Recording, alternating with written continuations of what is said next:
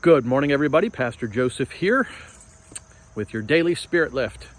If you've watched my last couple of videos, you've noticed that I've been thinking about our childhoods. You've noticed that I've been thinking about attachment styles, is what it's called in the psychological literature. You learn how to relate as an adult by about the age of 6 or 7 years old. You learn whether the world is trustworthy or not. You learn how to talk to people, particularly your parents, in order to get your needs met. Or if you don't, you learn that you don't get your needs met. You learn that you might have to be very independent about how to get your needs met. And in some of the literature that I've seen, some of the things I've heard, only about 20 to 30% of people in the United States of America have secure attachment styles. That means that you haven't had some sort of injury that has affected you as an adult in how you relate to your partner, your spouse, the rest of your family, your children. And that's scary to me. That means there's 70 to 80% of us walking around with some sort of wound that maybe we haven't talked about, and maybe we're unaware of in our own life. And it doesn't happen to occur to us until suddenly it pops up in marriage counseling, or it pops up when a crisis strikes, or one spouse gets a job and wants to move halfway across the country, and the other spouse says, no, I can't do that. And then there's this conflict, and you work it out through your attachment style. So, for example, some people who have been separated from their parents, or had a parent who was dealing with a lot of stressors when they were young, they might have the the people pleaser attachment style. And the people pleaser style is very needy and very anxious. And if the spouse wants to move halfway across the country, the people pleaser wants to say yes, but also that feels like rejection to the people pleaser. That what's not adequate here? What's going on in my own particular personal space? Am I being rejected by the spouse who wants to spread their wings and grow? Same thing with hobbies. And a lot of this goes on, we don't think this, a lot of it goes on emotionally first. We feel it before we actually think it or understand it, if ever we understand it. So, why do I bring this up?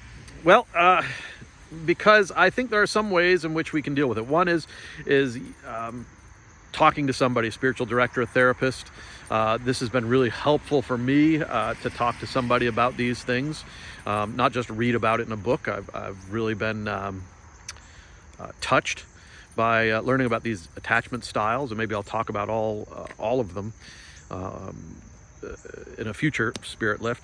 But the second thing is that's really important is that secure attachment style affects our relationship to God too. If we feel that the world is trustworthy, if we've had that security from our parents, from our family that we grew up in, then you might trust God more than other people. If you had a rough childhood,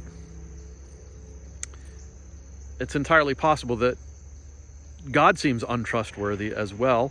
Or the other alternative, some people go in the opposite direction, God is the only one who's been trustworthy. And so what I encourage you to do, and think about this a little bit, is in the next few days moving ahead, how does God interact with us? And I'm going to propose two ways that God interacts with us. One way is through prayer and Bible study. And you can read about God's interaction with God's people, going to worship.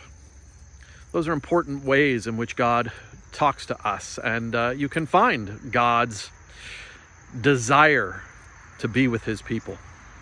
I preached last week about God answering the complaints of the Israelites, just as God reads and answers our own complaints and our own hurts. But sometimes that's not enough. Not that God's not enough, but because it's solitary, it's not enough. Sometimes what we need is God's love mediated through someone else. And what I mean by that is find someone, a friend, a pastor, a spouse, pick up the phone, somebody you haven't talked to in a long time, and have a conversation, not about what's the weather like where you are today, or do you want to go see a movie, but have a conversation about something deep.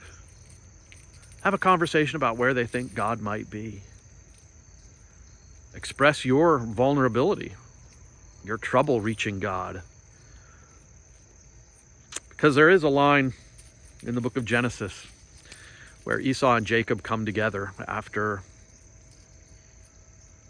some pretty deep attachment, strife, sibling rivalry. You remember Jacob was the younger, Esau the older.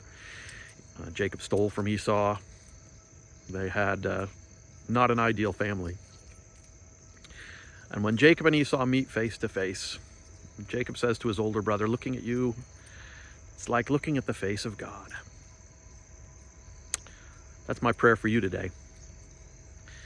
Find someone who can be that face of God. Love you all and miss you all. I'm praying for you.